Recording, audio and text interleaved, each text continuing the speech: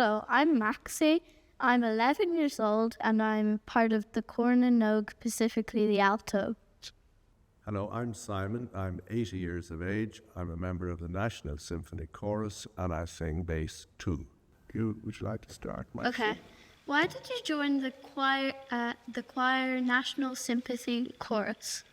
Because it was the very best chorus at the time, and friends of mine who were in it had encouraged me to join it.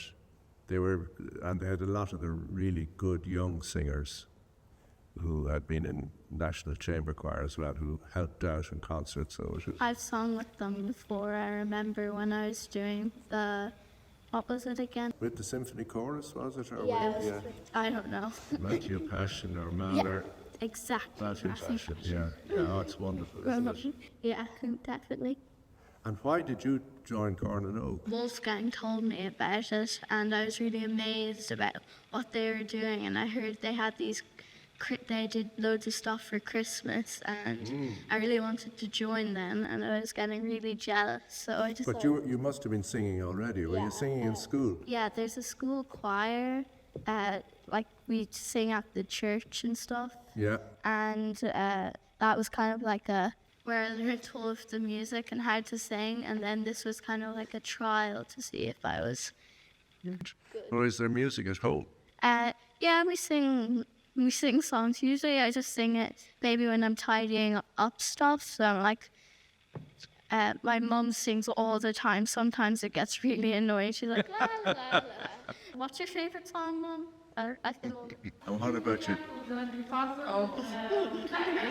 What was it like when you arrived in Corn and Oak, having been in the school choir first and sung in church? What was it like to come into this level? I thought, first of all, the outside of the building, I thought it was entering like a huge temple that was like it's going to hold all the secrets of music. Where was that big, intimidating building?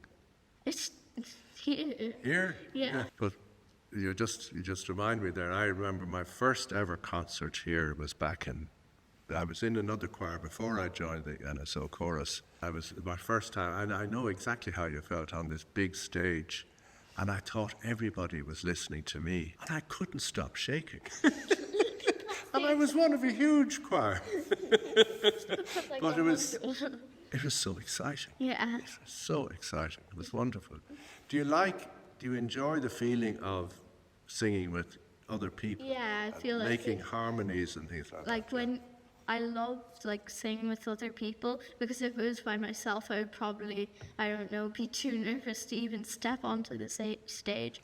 It's singing particularly with your friends, because you make so many friends, don't you? My younger brother joined a choir before I did. He was a pioneer, and then I got to know his musical director in the Guinness Choir, which was the choir in those days. A great man called Victor Leeson. And I got to know Victor, and then I was chatting with him, why don't you come in and give it a go, you know? And I was in my late 30s at this stage, so I said, why not? And I just immediately got the bug. And I've made friends in that, which are still close friends for the rest of my life. I met my wife through music. My brother met his wife through music. It's the most important thing in my life. And one of the most important things about singing is to go and have a drink afterwards. And that's an essential part, which I love. No, you're very young. Just log that. Keep that in mind. Keep that in mind. What other questions are there? When you're not singing with the choir, what do you like to do? I either do my homework or I'd be very naughty and not do my homework and play with my friends. There's this game called Minecraft. Have you ever heard? Oh, I've heard of it. Yeah, I play that way too much. I play like an hour, maybe every... I think my grandchildren are the same. Yeah. It is far from it. I was reared myself. But it was completely different. When I was a child, there was no television. There was a gramophone like we saw in the picture there. And there were old, what we call 78 records, of the old shellac records that I got from my grandfather.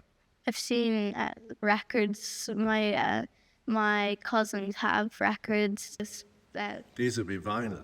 Yeah. Because they were late. These were pre-vinyl. these were old shellac, as they called it. They went around like that. And then graduated from that into the age when rock and roll started. That'll tell you how long ago it was. So in the midst of Elvis Presley and Buddy Holly and all things, my father would sort of throw in a Beethoven concerto or a bit of Handel or something like that. We just built up a very, very big collection of records. So I became totally addicted to music from an early stage. But I did the piano for 2 years, and I gave it up then to play rugby.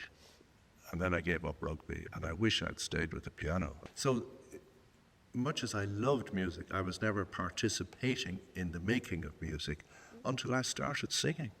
And it was like coming home. Have you learned anything from being as part of the choir?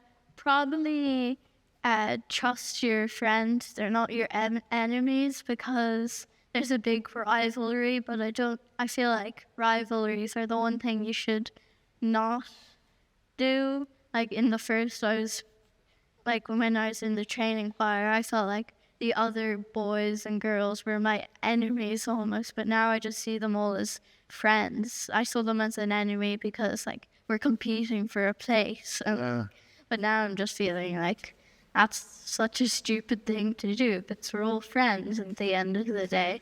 Maxi, you've no idea how wise that is. I wish that wisdom would permeate all choirs, because there are singers who just insist on competing all the time and not listening and blending, and you'd like to kick them.